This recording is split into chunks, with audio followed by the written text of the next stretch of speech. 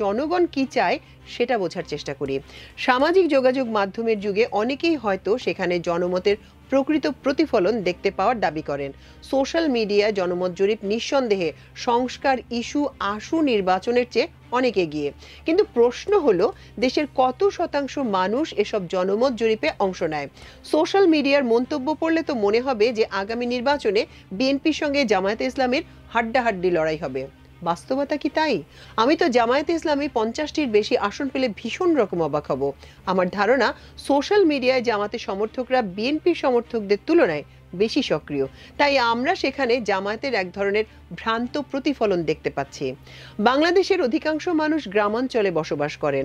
তাদের একটি অংশ এখন ফেসবুক কিংবা ইউটিউব ব্যবহার করলেও আমার মনে হয় না তারা মন্তব্য লেখেন অথবা কোনো জরিপে অংশ নিচ্ছেন। তবে সাধারণ মানুষের সঙ্গে কথা বলে আমার কাছে মনে হয়েছে নির্বাচনের প্রতি তাদের আগ্রহ থাকলেও বিএনপির অসহিষ্ণুতা তারা মোটেই পছন্দ করছেন না।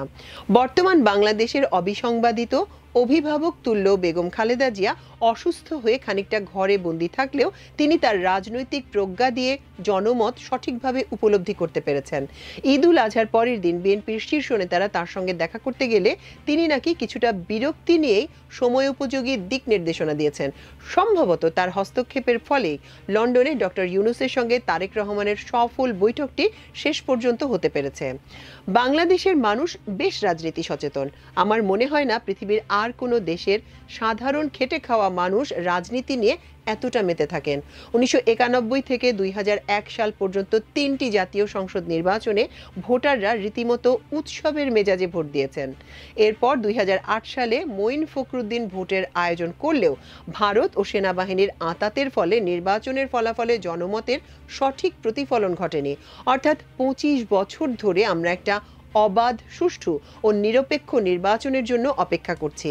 দীর্ঘ ফ্যাসিবাদী শাসন ব্যবস্থা দ্বারা কলুষিত ও দুর্বল প্রশাসন দিয়ে এই কাজটি করা প্রফেসর ইউনূসের জন্য মোটেই সহজ হবে না। লন্ডন বৈঠকের পর অন্তর্বর্তী সরকারের সময় গণনা শুরু হয়ে গেছে। অতীতে দেখা গেছে সুবিধাবাদী প্রশাসন সর্বদা হাওয়া বুঝে কাজ করে। এবারের হাওয়া বিএনপির পক্ষে তীব্র বেগে বইছে।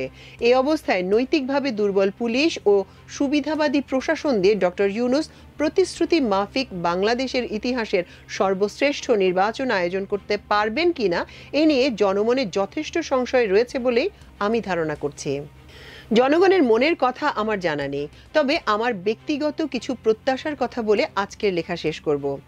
আমি চাই বাংলাদেশে আর কখনো শেখ হাসিনার মতো কোনো ফ্যাসিস্ট শাসকের আবির্ভাব না ঘটুক। ভারতীয় আধিপত্যবাদ অন্য কোনো দলের ঘাড়ে সওয়ার হয়ে ফিরে না আসুক। দেশের সম্পদ লুটপাট বন্ধ হোক এবং সব শ্রেণীর নাগরিক আইন অনুযায়ী সুরক্ষা পাক। কিন্তু বাস্তবতা হলো, অন্তত কয়েকটি অতি প্রয়োজনীয় সংস্কার ছাড়া আমার 4টি প্রত্যাশা পূরণ হওয়ার কোনো সম্ভাবনা দেখি না। আমি মনে করি মার্কিন যুক্তরাষ্ট্রের মতো 2 মেয়াদের প্রেসিডেন্সিয়াল পদ্ধতি আমাদের গ্রহণ করা উচিত। রাজনৈতিক দলগুলো যদি ওয়েস্টমিনস্টার পদ্ধতি পরিবর্তনে কোনোভাবে সম্মত না হয়, তাহলে কমপক্ষে প্রধানমন্ত্রীর মেয়াদ অবশ্যই 2 মেয়াদে সীমিত করা দরকার। দ্বিতীয়ত, আগামী সংসদ নির্বাচনের আগে কেয়ারটেকার সরকারের রূপরেখার বিষয় ঐক্যমত্যে পৌঁছানো আবশ্যক। তবে সর্বশেষ প্রধান বিচারপতিকে কেয়ারটেকার সরকারের প্রধান করার পুরনো পদ্ধতি কোনোভাবেই অনুসরণ করা যাবে না। ওই পদ্ধতির ফলে বিচার বিভাগ বিতর্কিত হয়েছিল। তৃতীয়ত, ভারতীয় আগ্রাসন মোকাবেলা এবং সামরিক ও বেসামরিক প্রশাসনে ভিনদেশি দালালদের অনুপ্রবেশ প্রতিরোধ করার লক্ষ্যে নির্বাচনের আগে একটি জাতীয় চার্টার প্রণয়ন করা আবশ্যক।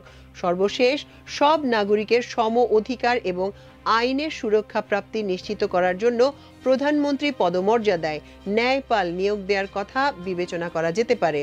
আমার কোনো প্রত্যাশা পূরণ না হওয়ার সম্ভাবনাই আমি অধিক দেখতে পাচ্ছি।